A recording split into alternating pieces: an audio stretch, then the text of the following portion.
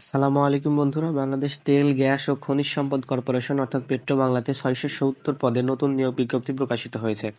নিয়োগ বিজ্ঞপ্তিটি প্রকাশিত হয়েছে ৫ মার্চ ২০২৪ তারিখে, কিন্তু আবেদন শুরু হচ্ছে ১৮ মার্চ ২০২৪ থেকে। ডিপ্লোমা ইঞ্জিনিয়ারদের জন্য এই নিয়োগ বিজ্ঞপ্তিটি প্রকাশ করেছে পেট্রো বাংলা।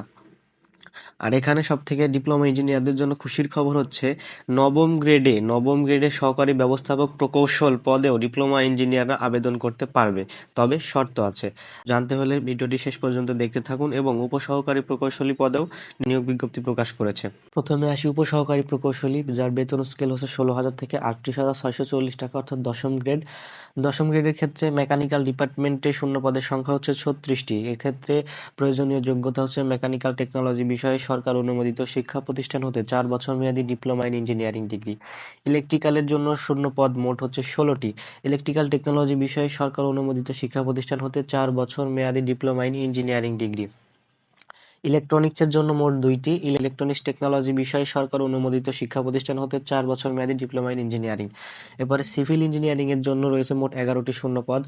সিভিল টেকনোলজি বিষয়ে সরকার অনুমোদিত শিক্ষা প্রতিষ্ঠান হতে ৪ বছর মেয়াদী ডিপ্লোমা ইন ইঞ্জিনিয়ারিং ডিগ্রি।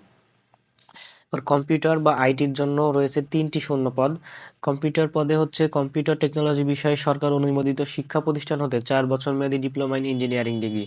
এবার অটোমোবাইলের জন্য রয়েছে একটি শূন্য পদ। অটোমোবাইল টেকনোলজি বিষয়ে সরকার অনুমোদিত শিক্ষা প্রতিষ্ঠান হতে ৪ বছর মেয়াদী ডিপ্লোমা ইন ইঞ্জিনিয়ারিং। এছাড়াও রয়েছে কেমিক্যাল ডিপার্টমেন্টের ক্ষেত্রে শূন্য পদ রয়েছে একটি। কেমিক্যাল টেকনোলজি বিষয়ে সরকার অনুমোদিত শিক্ষা প্রতিষ্ঠান হতে ৪ বছর মেয়াদী diploma in engineering degree.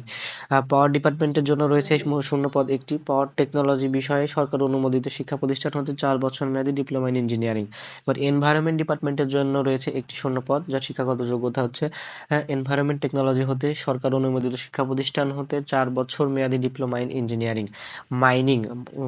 মাইনিংয়ে diploma এখন অনেক নিয়োগ বিজ্ঞপ্তি রিসেন্টলি প্রকাশিত হয়েছে। এখানেও মাইনিং ডিপার্টমেন্টের জন্য নিয়োগ বিজ্ঞপ্তি প্রকাশিত হয়েছে। শূন্যপদ রয়েছে মোট ৬টি।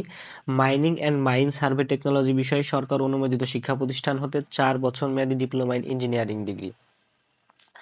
বন্ধুরা, মাইনিং ডিপার্টমেন্টের জন্য আরও অনেক নিয়োগ বিজ্ঞপ্তি রয়েছে, সেটি পরবর্তী ভিডিওতে আমরা দেখব।